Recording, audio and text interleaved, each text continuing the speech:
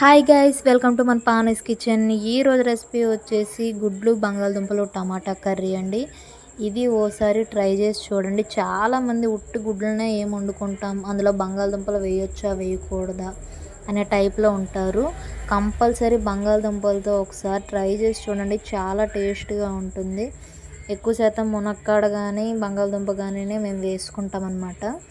అయితే ఇంకా ప్రాసెస్లోకి వచ్చేసి ఫస్ట్ గుడ్లను తీసుకొని ఉడకబెట్టుకోవాలి. బంగాళదుంపలను కూడా ఉడకబెట్టుకొని తొక్కలు తీసుకొని ముక్కలు కోసేసుకోవాలన్నమాట.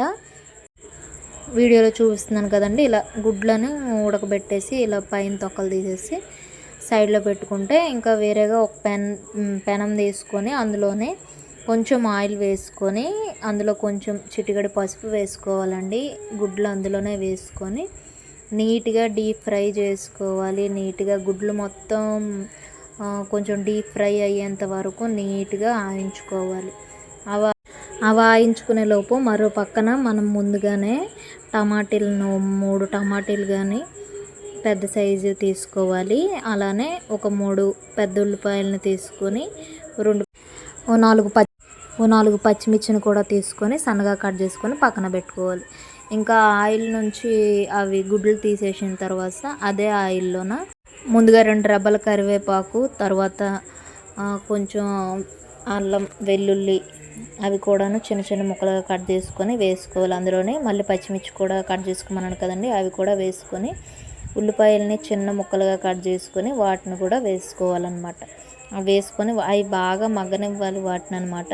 కొంచెంసేపు మూత పెట్టుకొని ఒక 2 మినిట్స్ మగ్గనిస్తే సరిపోతుంది. ఇంకో పక్క బంగాళదుంపల్ని మనం కొంచెం ఉడకబెట్టేటప్పుడు పెద్ద సైజులో ముక్కలు కోసుంటాం కదండి, వాటిని చిన్న చిన్న పీసెస్గా కొంచెం కట్ చేసుకొని, అవి ఎలా అంటే గుడ్లు మాదిరిగానే కొంచెం చిన్న సైజు అయితే సరిపోతుంది. అలా కట్ చేసుకొని పక్కన పెట్టేసుకోండి. ఇంకా ఇటు ఇవి ఉడికేలోగా మాటికి కొంచెం తీసుకొని కలుపుకుంటూ ఉండాలండి. ఈ ఉల్లిపాయని అవి బాగా మగ్గాయి అన్నప్పుడు అందులోటికి మనం ముందుగా కట్ చేసి పెట్టి ఉంచుకున్న టమాటీ ముక్కలను కూడా యాడ్ చేసుకోవాలి.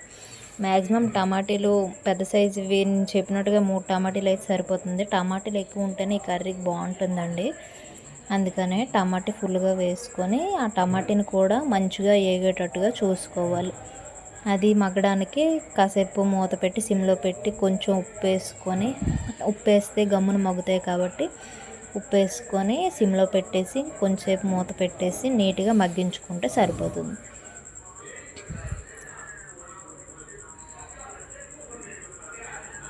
మధ్యలో అలానే తీసుకొని కలుపుకుంటూ ఉండాలండి, టమాటీలు బాగా మెత్తబడేంత వరకు. ఎందుకంటే పచ్చివాసన పూర్తిగా పోవాలన్నమాట. ఇప్పుడేని వాటర్ వేస్తాం కదా, అందుకనని. ఇంకా బాగా మగ్గిన తర్వాత మనం ముందుగా బంగాళదుంపలను కోసి పక్కన పెట్టుకున్నాం కదండి, ఆ బంగాళదుంపలను తీసి ఇందులోనికి యాడ్ చేసుకోవాలన్నమాట. అవి వేసుకొని మంచిగా నీట్గా మొత్తం కలిసేంత వరకు కలిపేసుకోవాలి బంగాళదుంపల్ని. తాలింపులోని బంగాళదుంపలు ఇలా వేసుకుంటేనే బాగుంటుందండి. వాటర్ వేసిన తర్వాత చాలామంది వేస్తారు, అలా కన్నా ఇలా వేసుకొని కలుపుకుంటే దాని మసాలాలు మొత్తం పడతాయి అన్నమాట. అందులోనే కొంచెం గరం మసాలా కూడా యాడ్ చేసుకోవాలి. అందులోనే కొంచెం రుచికి తగ్గ కారం, ఉప్పును కూడా ఆల్రెడీ ఉప్పును కొంచెం యాడ్ చేస్తున్నాం కాబట్టి చూసుకొని మరి కొంచెం వేసుకుంటే సరిపోతుంది. కావలిస్తే తర్వాత అయినా మళ్ళీ యాడ్ చేసుకోవచ్చు టేస్ట్ చూసి. అవి వేసుకొని మంచిగా కలిపేసుకొని అందులోనే మనం మళ్ళీ గుడ్లు తీసుకున్నాం కదండి, ఆ గుడ్లనేమో నేనైతే 6 గుడ్లను తీసుకున్నాం, వాటిని వేసుకున్నాను అనమాట. అవి వేసుకున్న తర్వాత మళ్ళీ కొంచెం గరం మసాలాని యాడ్ చేసుకోవాలి. ఎందుకంటే మనం ఇందులో అల్లం వెల్లుల్లి పేస్ట్ వేయడం లేదు కాబట్టి మంచిగా మసాలాని పొడినైనా యాడ్ చేసుకుంటే నీచు వాసన అనేది ఉండకుండా ఉంటుందన్నమాట. ఇంకా అది వేసుకున్నాక మంచిగా మిక్స్ అయ్యేటట్టుగా కలుపుకొని కూరకు సరిపడినంతగా వాటర్ను వేసుకోవాలి. మ్యాక్సిమం కూర గుడ్లు మొత్తం మునిగేంత వరకు నీట్గా వాటర్ వేసుకుంటే సరిపోతుంది. ఇంకా అలా వేసుకొని మంచిగా కలుపుకొని కాసేపు మూత పెట్టుకొని మగ్గించుకోవాలి. అదేంటంటే కర్రీ కొంచెం దగ్గర పడాలన్నమాట. బాగా మగ్గేసి కొంచెం దగ్గర పడి, ఇది ఇగురు కాబట్టి కొంచెం దగ్గరగా నీట్గా ఉంటేనే బాగుంటుంది అనమాట. అలా కొంచెం దగ్గర పడేంత వరకు మూత పెట్టుకొని ఉడికించుకోవాలి. ఇంకా చివరిగా కొంచెం చికెన్ మసాలా కూడా యాడ్ చేసుకోవాలి. ఆల్రెడీ గరం మసాలా యాడ్ చేస్తున్నాం కాబట్టి లైట్గా చికెన్ మసాలా కూడా టచ్ చేస్తే బాగుంటుంది అనమాట. ఇంకా అది వేసుకున్నాక చివరిగా కొంచెం కొత్తిమీర వేసుకొని స్టవ్ ఆఫ్ చేసుకుంటే కర్రీ రెడీ అయిపోతుందండి. ఇంతేనండి.